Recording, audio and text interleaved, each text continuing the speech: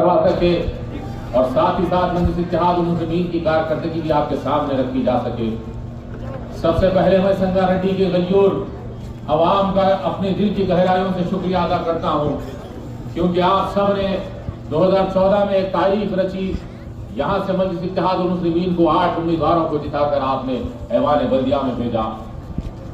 इसके बाद 2019 में अपने आप को सेकुलर कहने वाले, अपने आप को मुसलमानों का हमदर्द एक साजिश के तहत मजलिस इत्तेहादुल मुस्लिमीन को नुकसान पहुंचाने की कोशिश की। फिर भी अल्हम्दुलिल्लाह मजलिस के 2 उम्मीदवारों ने ऐवान बल्दिया में नुमाइंदगी की, मगर अल्हम्दुलिल्लाह 2 हमारे यहाँ पर उम्मीदवार जीतने के बाद भी मजलिस इत्तेहादुल मुस्लिमीन ने उस तरीके से काम किया जैसे कि यहाँ के सारे नगर सेवक हमारे ही है। बताने का मकसद मंशा सिर्फ यही है कि मजलिस इत्तेहादुल मुस्लिमीन की तारीख रही है वो न सिर्फ अवाम के बीच में रहकर उनके बुनियादी सहूलतों को खत्म करती है, बल्कि उनके माशी और समाजी पसमानदगी को दूर करने के लिए हर वक्त जद्दोजहद करती आ रही है। अल्हम्दुलिल्लाह आज आपने मुल्क के हालात के हिसाब से देखा होगा कि मुल्क के हालात किस रुख जा रहे हैं, और आज ये इंतखाबात ये सिर्फ हमारे बुनियादी सहूलतों को हल करने के इंतखाबात नहीं रहे, ये हमारी बका का इंतखाबात बन चुके हैं, ये हमारी मौजूदगी का एहसास दिलाने के इंतखाबात बन चुके हैं। मैं यहाँ की संगारेड्डी के गयूर अवाम से सवाल करना चाहता हूं। मैं आपसे एक सीधा और एक सच्चा ईमानदार सवाल करना चाहता हूं। जब जब मुसलमानों पर जुल्म किया गया है, तब तब कौन सी शख्सियत आपके लिए आवाज उठाई है? जब जब मुसलमानों का खून बहा है, तब तब किसने ऐवान पार्लियामेंट में आपके लिए आवाज उठाई है? जब जब मुसलमानों को निशाना बनाया गया है, तो तब तब मुसलमानों के हक में बात किसने की है? तो आपके और हमारे दिल में सिर्फ एक ही नाम आता है, न सिर्फ हम बल्कि पूरी दुनिया के लोग ये जानते हैं कि आपके और हमारी परेशानी में मुसलमानों के जुल्म और बर्बरियत के खिलाफ अगर कोई आवाज उठती है, उनकी तारीख में अगर कोई आवाज ऐवान पार्लियामेंट में उठती है, तो सदर मजलिस बैरिस्टर असदुद्दीन अवैसी साहब की होती है। याद करो कि अखलाक को किस तरीके से भीड़ ने पीट पीट कर मारा, तो ऐवान पार्लियामेंट में किसने अखलाक के ताल्लुक से बात की? तबरेज अंसारी को झारखंड में जिस तरीके से जेएसआर के नारे लगाने के लिए मारा पीटा और अस्पताल में वो तड़प तड़प के अपनी जान दे दिया, तो किसने उसके लिए आवाज उठाई? याद करिए।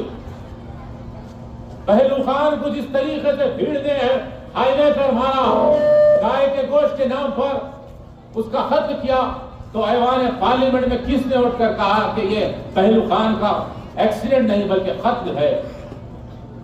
जिस तरीके से राजस्थान में जुनैद और नसीर को जिंदा जलाया गया है, उनको तड़पा तड़पा कर मारा गया है, तो कौन सी शख्सियत जाके उनके घर पे उनके घर वालों को तसल्ली और मुलाकात की है? तो सिर्फ एक ही नाम आता है, वो सदर मजलिस बैरिस्टर असदुद्दीन अवैसी साहब का। तो फिर क्या बात है जो अपने आप को मुसलमानों के रहनुमा कहते हैं, जो कहते हैं कि मुसलमानों के लिए हम हमदर्द है, मुसलमानों के लिए बड़े बड़े बातें और दावे करते हैं, मगर जब भी हमको जुल्म और बर्बरियत का शिकार होते हैं, जब हमारे माल और जानों को नुकसान होता है, जब हमारे नौजवानों का मुस्तकबिल तबाह होता है, तो ये अपने आप को सेकुलर और हमदर्द कहने वाले कभी हमारे लिए बात नहीं करते। ये बात तभी करते हैं जब इंतखाबात आते हैं।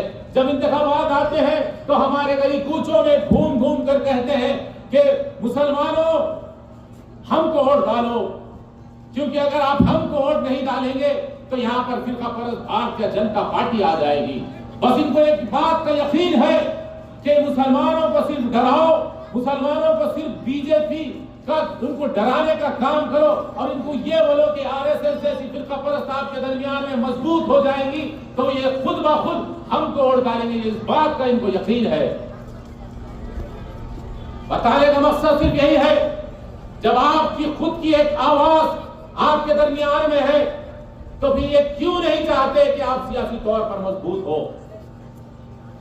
आप सब बखूबी वाकिफ है कि मुसलमानों ने मुल्क की आजादी से लेकर 2019 तक अपने आप को सेकुलर कहने वाली कांग्रेस को अपने वोटों की ताकत से इख्तिदार पर लाया। पंडित नेहरू से लेकर मनमोहन सिंह तक इनको वजीर आजम बनाया, मगर आज भी वो लोग हमारी हालत दलितों से भी बदतर कर चुके हैं। सत्तर कमेटी की रिपोर्ट है, आप उठाकर देखिए। इन्होंने मुल्क के मुख्तलिफ रियासतों में, शहरों में घूम घूम कर यह सर्वे किया है कि मुसलमान सियासी तौर पर, समाजी तौर पर, तालीमी तौर पर, माशी तौर पर आज दलितों से भी पिछड़ा हो चुका है। क्या बात है? हमने इन सेकुलर जमातों को एक आवाज उम्मीद के तहत हमारे नौनिहालों के मुस्तकबिल के लिए हमने इनको वोट दिया, मगर आज हमारी हालत दलितों से बदतर कर चुके हैं। आज हमको सोचने की जरूरत है।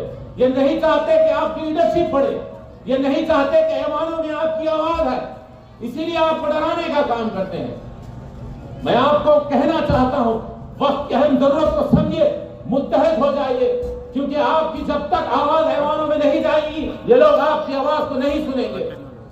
अरे हमने बीजेपी को हराने के लिए इन सेकुलर अपने आप को कहने वाले मुसलमानों के हमदर्द जमातों को हमारे वोटों से नवाजा, और ये लोग मुल्क की आजादी से लेकर आज तक सिर्फ हमारे वोटों का इस्तेमाल किए, बदले में हमको धोखे में रखे और कुछ नहीं दिए।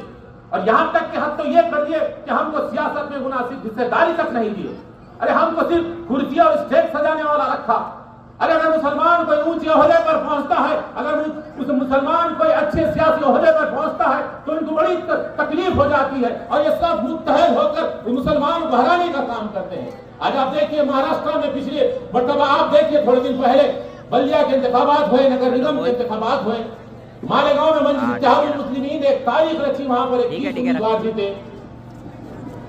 अरे वहां पर भारतीय जनता पार्टी, कांग्रेस, समाजवादी, अपने आप को सेकुलर कहने वाली वो तमाम जमातें मुत्तहद हो गए सिर्फ मंजिल को इख्तिदार में नहीं आने के लिए। बताइए आप कि किस तरीके से ये मुसलमानों को देख रहे हैं। ये नहीं चाहते कि एक मुसलमान मजबूती से अपनी बात अगर ऐवान में रखे, क्योंकि जमहूरी मुल्क में अगर हम अपने आप को मनवाना चाहते हैं, हमारी बात को हम मनवाना चाहते हैं, और हमारे काले कानून जो हम मुसलमानों के खिलाफ बनते हैं, अगर हम उनको रोकना चाहते हैं, तो ये गली कूचों में या जलसों में या होटलों में नहीं बनते, बल्कि ऐवानों में बनते हैं। अगर ऐवानों में हमारे नुमाइंदे रहेंगे तो हमारे लिए लड़ेंगे। यकीनन हम इख्तिदार में नहीं आ सकते, मगर हमारे उम्मीदवार जब जीत कर आएंगे तो आपके हक के लिए लड़ेंगे। जब हमारे घरों पर बुलडोजर की ये लहर चलाएंगे तो हमारे लिए सड़कों पर उतरेंगे। आज जिस तरीके से फिरका परस्त तंजीमें ये 12 मरतबा कोशिश कर रही है कि मुसलमानों को शिकार बनाया जा सके। आपने देखा है कि जब भी इस संगारेड्डी शहर में फसाद हुआ या फिरका परस्त ताकतों ने एक मंसूबेबंद तरीके से यहाँ पर मुसलमानों को कमजोर करने की कोशिश की है, तो आपके दरमियान कौन सी जमात आई है? जब हमारी अग्रवालियों के दास्तान लिख रहे थे, तो आपके दरमियान में कौन सी जमात आके आपके मसलों को हल करने के लिए कहा? हमारा यहाँ पर एमएलए नहीं है, रुकन असेंबली नहीं रहने के बावजूद मौजूद रुकन असेंबली कौसर मोहिउद्दीन साहब अपने हल्के के जैसा इस हल्के को देखा, 12 मरतबा यहाँ की हुकूमत से नुमाइंदगी करके आपके मसाइल को हल करने को इन्होंने तरजीह दी है, मगर मजलिस नहीं आना इनको बड़ी तकलीफ हो जाती है। ये नहीं चाहते कि मुसलमान सियासी तौर पर मजबूत हो, क्योंकि उनको पता है जब मुसलमान मजबूत होगा तो वो अपनी हक की बात करेगा। मैं सलाम करता हूं ये गयूर अवाम को, आपने हर वक्त जिसका साथ दिया है, आप जानते हैं कि हक परस्त कौन है, हक का साथ किसको देना है। मैं यहां पर बैठे गयूर मुसलमानों से गुजारिश करता हूं, अपनी एक सियासी आवाज को मजबूत कीजिए। याद रखिए, अगर हम ये कांग्रेस को वोट डालने की गलती करेंगे और ये बीआरएस जो अपने आप को सेकुलर कहती है, मुसलमानों का हमदर्द कहती है, अगर हम उसको वोट डालने की कोशिश करेंगे तो उसका फायदा भारतीय जनता पार्टी को होगा। मैं बताना चाहता हूं मेदक जिले में किसका एमपी है, यहाँ पर आप बताएं, यहाँ पर किसका एमपी है? क्या मुसलमानों ने उस एमपी को वोट डाला? मुसलमानों ने सेकुलर कहने वाली उस कांग्रेस को वोट डाला, मगर अफसोस के इन्हीं के लोग ऐसे एमपीओ को जिताए हैं। और ये अपने आप को मुसलमानों का हमदर्द कहने वाली ये बीआरएस जो अपने आप को कहती है कि हमने मुसलमानों के लिए किया वो किया, मगर हकीकत में उसने पार्लियामेंट इलेक्शन में सिर्फ भारतीय जनता पार्टी को यहाँ से 7 उम्मीदवारों को दिलाया तेलंगाना से। ये इनकी सोच समझी साजिश थी। बताने का मकसद मंशा सिर्फ यही है, जो अपने आप को सेकुलर कहते हैं, मुसलमानों का हमदर्द कहते हैं, बल्कि दर हकीकत यह है कि असल मुसलमानों के दुश्मन तो वही है। ये नहीं चाहते कि आप सियासी तौर पर मजबूत हो, ये नहीं चाहते कि आपकी आवाज ऐवान असेंबली में जाए, ऐवान पार्लियामेंट में जाए, ऐवान बल्दिया में जाए। ये लोग सिर्फ मुसलमानों को महदूद कर रखना चाहते हैं। अरे हम 19% है इस मुल्क में, बावजूद इसके अगर मुसलमान कोई एक अच्छा लीडर बनकर उभरता है तो उनको बड़ी तकलीफ हो जाती है। अरे भारतीय जनता पार्टी कहते हैं कि ये ओवैसी ये मुल्क का गद्दार है, इसको पाकिस्तान जाना चाहिए। और ये अपने आप को सेकुलर कहने वाली कांग्रेस कहती है कि भारतीय जनता पार्टी की बी टीम है। क्या हम हमेशा वोट देने वाले बने? क्या हम वोट लेने वाले नहीं बन सकते? बड़ी तकलीफ होती है अपने आप को मुसलमानों का हमदर्द कहने वाले। अरे कांग्रेस ने हमको मुल्क की आजादी से लेकर अब तक हमारे वोटों को इस्तेमाल किया, हमको बर्बादी के दास्तानें लिखी, हमको फसादात दिए, मगर हमारे लिए कभी भी हक के लिए हमारे तरफ बस्तियों में तरक्की के काम नहीं किए, ना ही हमारे नौजवानों के मुस्तकबिल के लिए कुछ काम किए। अरे हर वक्त हम एक आस उम्मीद थे हमारे जान माल की हिफाजत के लिए, हमारे नौजवानों के मुस्तकबिल के लिए हम उम्मीद थे इनको वोट देते आ रहे हैं, बदले में इन्होंने सिर्फ धोखे के अलावा हमारे साथ कुछ नहीं किया। मैं आप तमाम से इल्तिमास करता हूं, यहां से जुट होकर एक पैगाम लेकर जाइए, बताइए क्या मुसलमान वोट देने वाला नहीं बल्कि लेने वाला है। जब तक जमहूरी मुल्क में आप अपनी सियासी ताकत को मजबूत नहीं करेंगे, ये लोग आपकी बात को नहीं सुनेंगे। याद रखें मुसलमानों, अरे तारीख गवाह है कि इस मुल्क को आजादी दिलाने में मुसलमानों ने अपनी जानों की मालों की बेशुमार कुर्बानियां दी, लाकर इस मुल्क को आजाद किया। और इस मुल्क में अपने आप को मुसलमानों का हमदर्द कहने वाली सेकुलर जमातों ने सिर्फ मुसलमानों के वोट दिए, इक़्तिदार का लुत्फ हासिल किया और मुसलमानों को बेवजह मददगार छोड़कर चले गए। अरे हर वक्त हम ही उनको जिताने वाले बने।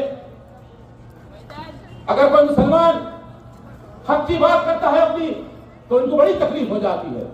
याद रखो, जब तक आपकी सियासी तौर पर मजबूत ताकत नहीं रहेगी, ये लोग आपकी बात नहीं सुनेंगे।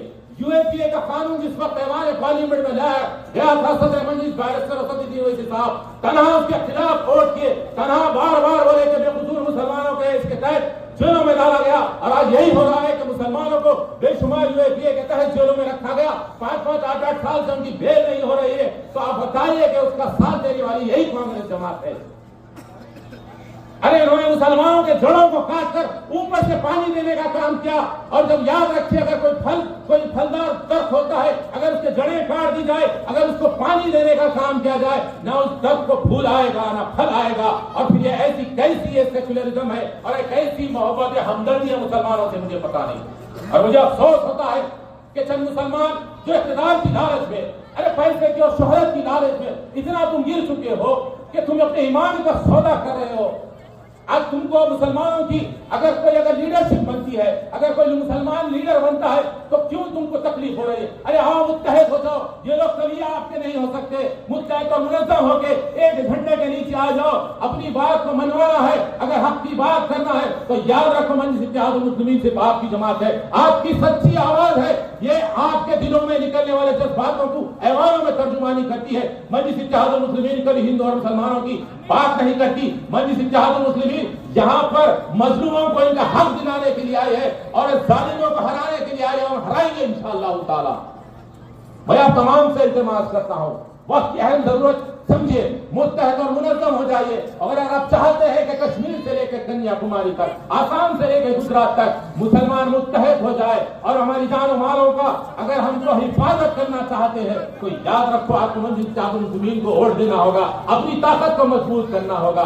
क्योंकि जब तक आप सियासी तौर पर मजबूत नहीं रहेंगे, ये लोग हमको जीने नहीं देंगे। जब हम सियासी तौर पर मजबूत रहेंगे, तो हम लोगों के आंखों में आंखें डालकर उनके बात कर सकते हैं। मैं यहाँ की संगठन की गैर से गुजारिश करता हूं कि वक्त की अहम जरूरत को समझिए, एक मजबूत अपनी क़यादत को मजबूत कीजिए। ये आपकी अपनी जमात है, ये आप ही के लोग ऐवान बल्दिया में जाके आपके मसाइल को हल करना चाहते, और जो लोग नहीं चाहते कि आपके बस्तियां तरक्की करे, जो लोग नहीं चाहते कि आपके क्षेत्र में या आपके रियासत में तरक्की हो, ऐसे लोग मजलिस इत्तेहादुल मुस्लिमीन पर इल्जामात लगाते हैं कि वो बी टीम है, क्योंकि इनकी दुकानें बंद होने वाली है। अगर मजलिस का नुमाइंदा ऐवान बल्दिया में जाके बेबाकी से नुमाइंदगी करेगा, तो इनकी दलाली यहाँ पर खत्म हो जाएगी। मैं बताने का मकसद मंशा सिर्फ एक ही है, मुसलमानों मुत्तहद और मुनज़्ज़म हो जाओ, अपने एक एक वोट को मजलिस के हक में इस्तेमाल करके सदर मजलिस को पहले से ज्यादा ताकत बख्शिए ताकि वो ऐवान पार्लियामेंट में आपकी पहले से ज्यादा आवाज बुलंद कर सके। मैं फिर एक मरतबा